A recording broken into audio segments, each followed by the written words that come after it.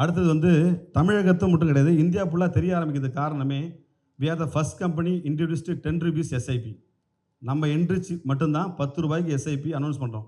இது எப்படி கண்டுபிடிக்கிறேன் அப்படின்னா, ஏப்ரல் 3ஆம் தேதி நினைக்கிறேன். செபி வந்து அனௌன்ஸ் பண்றாங்க. ₹10 எஸ்ஐபி வந்து குடுக்கலாம். காமன் பீப்பிள் 2 டயர், 3 டயர் சிட்டிலயும் இருக்கிற மக்களும் இன்வெஸ்ட் பண்ணலாம். இது மாரி ஒரு ப்ராடக்ட் லான்ச் பண்ணலாம்னு சொல்லவே, உடனே நான் என்ன பண்ணேன், எங்க டீம கூப்பிட்டு இத ஃபர்ஸ்ட் நம்ம பில்ட் பண்றோம். மார்க்கெட்ல ஃபர்ஸ்ட் டைம் நம்ம இன்ட்ரோடியூஸ் பண்றோம்னு சொல்லிட்டு, மொத நம்ம என்ன பண்றோம், இந்த மார்க்கெட்ல இன்ட்ரோடியூஸ் பண்றோம். இந்த ப்ராடக்ட்ல மிகப்பெரிய இம்பாக்ட்ட கிரியேட் பண்ணுச்சு. ரெவல்யூஷன் சேஞ்ச் பண்ணுச்சு. ஏன் அப்படின்னா, இப்ப நம்ம எல்லாருமே இருக்கோம். இன்வெஸ்ட் பண்ணணும்னு நினைப்போம். அப்ப நமக்கு மைண்ட் வராது. ஆனா இதுவே என்ன பண்ணுவோம், ஒரு சூப்பர் மார்க்கெட்ல போவோம். நம்ம இன்வெஸ்ட்மென்ட் பண்ணக்கூடாதுன்னு, அதாவது செலவே பண்ணக்கூடாதுன்னு போவோம். கிரெடிட் கார்டுல பேலன்ஸ் இருந்தா போவோம். என்ன பண்ணுவோம், ஒண்ணுமே வாங்க வேணாம்னு போனோம், ₹10,000 பில்லோட வருவோம். சரிங்களா? நம்ம சுத்தி பார்த்து என்ன பண்ணுவோம், வாங்கிட்டு வந்துருவோம். ஆனா ஒரு ₹10 இன்வெஸ்ட் பண்ண மாட்டோம். முதலீடுங்கிறது வந்து ஒரு லாபமோ அல்லது ஒரு பெரிய அமௌண்ட்ட பொறுத்து இல்ல. உங்களோட ஹேபிட்ட பொறுத்து. உங்க டிசிப்ளின பொறுத்து. நீங்க கமிட்மெண்ட் ஆகணும். அப்பதான்.